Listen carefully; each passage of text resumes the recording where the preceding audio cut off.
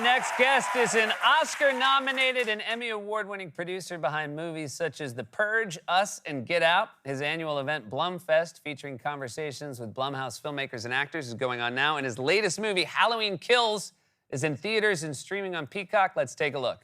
What are you guys doing out here? It's Halloween. We've been trick-or-treating. We got a whole bag of You guys should not be out here right now, okay? It's not safe. Oh, I'm so scared. Are you guys alone?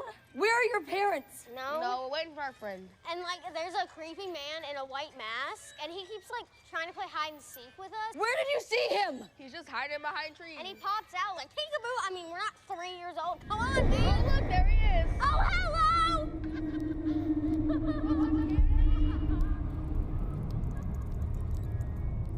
Is that Dennis's mask? Run! Go home now! Please welcome to the show, Jason Blum, everybody.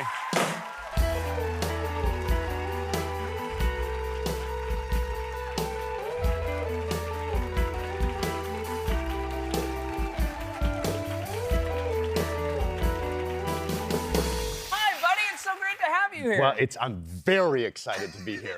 Very excited. This is amazing. I've been dying to get on this show. Well, this is big. This is big for both of us. This is big. Congratulations. This movie's doing great. You obviously have been in the horror business for a while. Yes. I would imagine when you have something like Halloween that people have a relationship with, you're making a sequel to it. How much do you have to come up with new and fascinating and, dare I say, fun ways for people to get murdered? Well, you have to. I mean, it's a big. You know, we have a science lab at this. We have to do all these different things.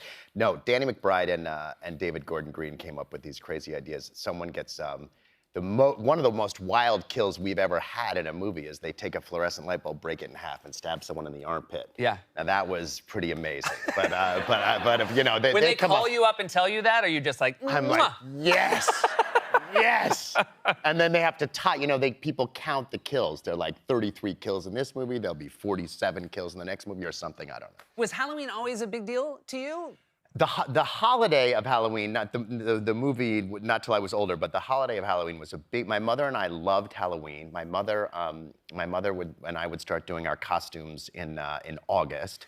And I was a dinosaur once, I was the Abominable Snowman. Halloween was a huge, huge event in our household. People always say, you know, did you love horror movies as a kid? Actually didn't. I loved all kinds of movies, but I was a very odd child. Okay. And although this is not Halloween related, one of the things that I did when I was very young is I collected my fingernails. Okay. Yeah. That is very odd. It was very strange. And somehow You would clip them and save them? They were a part of my body, and I would, I think we know, you can jump ahead. We know what fingernails are. Sorry, yes, okay, yes. Jump ahead, my mistake. I'm very nervous. I'm very nervous. My mistake. You're starting way. Yeah, too early. Starting too early.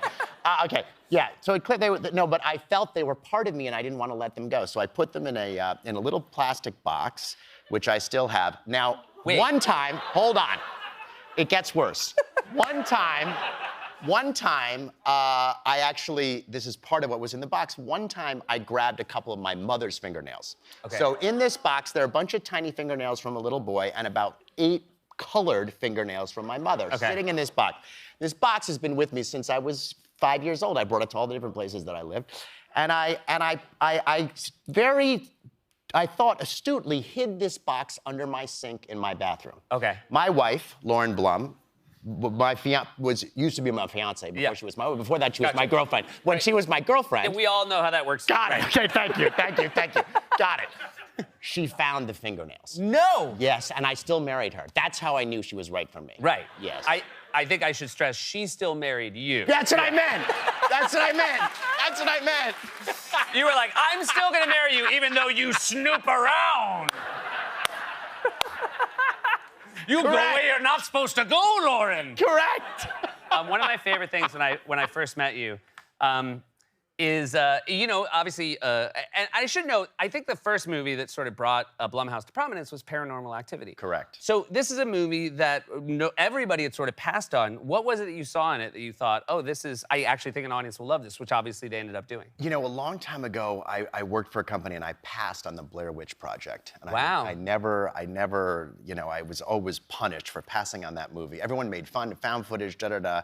And Paranormal Activity, when it first came out, was about 10 years after Blair Witch, so that experience was relatively new. And I just saw it And then I screened it with an audience, and anyone could have told you if they bothered to watch it with an audience, the movie was going to work. But everyone had seen it on DVD or on cassette and passed, and was going to home video land. And I said to the director, I really think I can get this into a movie theater. I passed on Blair Witch. I see the same thing here. It took 3 years to do, but it really was the birth of our company. So I'm very, it's a very beloved movie to me. And you had a dream that if you made money on a movie, you would get the car that you'd always dreamed of having to go to work in. Correct. And I'm going to show everybody. I want everybody to imagine what a big Hollywood producer wanted. This was my dream. And now I'm going to show everybody what it is. I should note it says Blumhouse Electric on the side of it. and here, I don't know if you could see, it says residential and commercial. But now this is actually a functional van, and the reason you wanted a van. So I've always lived in Los Angeles, been trying to move back to New York. It's only been about 22 years. I'm still doing it. And one of the things I don't like about Los Angeles is the traffic, and it's such a waste of time. I'm a very, very efficient person. So I said, if I ever have a hit movie, I'm gonna get a minivan, hence the Chevy Astro, which is a very unusual minivan, because almost no minivans have a flat back. They always have bumps for the axle. The reason that handymen always drive Chevy Astros is because the bottom is flat. I bought a minivan. I bought a used Chevy Astro for 10 grand, and I paid a stereo guy $25,000. He ripped out the back. He put in a comfy chair, a computer, a printer. When you used to have to print boarding passes, I used to print boarding passes in that. I still have a van. It's a little more upgraded from that, but it's my efficient way to tackle and never think about Los Angeles traffic. It's really nice that a kid creepy enough to save fingernails ended up in a white van. Jason Blum, everybody. Halloween Kills in the theaters now. For more info on Blumfest 2021, go to blumhouse.com.